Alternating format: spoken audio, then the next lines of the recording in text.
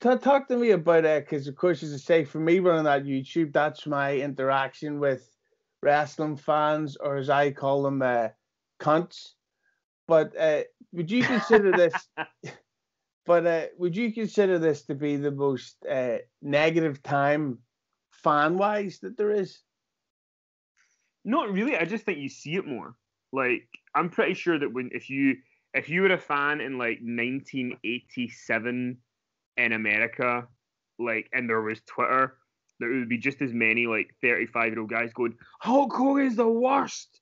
Like, he's so rubbish. He just does a leg drop. He's so shite. Like, you would get that. But it's one of those things where, I mean, like, what so I've managed to kind of, I read comments. So chances are, if you've said something about me, I've read it. But then I don't know how I developed it, but I can read a comment and kind of go, right, is there a criticism in there that I can work on, or can I just laugh? Like, so I remember the first What Culture video I ever did, and it was and I was like, right, we need to introduce me, because if this random Scottish guy just comes on the channel, it's not going to go well. But they were like, no, we know better. They did not know better. So it's me doing an interview, and it's audio only. You don't even know who I am. And this one guy just wrote, why have you hired a retarded Scottish guy? And I just thought, that's great. Why have you hired a retarded Scottish guy? Because there's no context for me. So all of a sudden, so I find the digs and the kind of like jabs at me quite funny. Like, oh, the other week, this is my favorite one. This guy Michael somebody, right?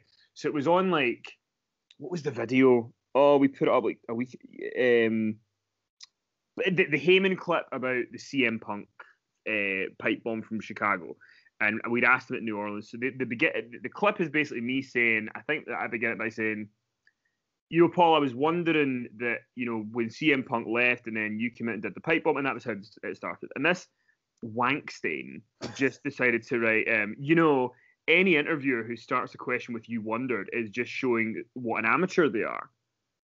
And that day I was just feeling like a fight, so I just went, Michael, please regale me with your advice so I can improve myself as an interviewer. I'm sitting under your learning tree.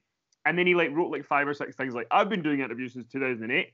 Well, you need to fucking Poirot to find them, because there's nothing online.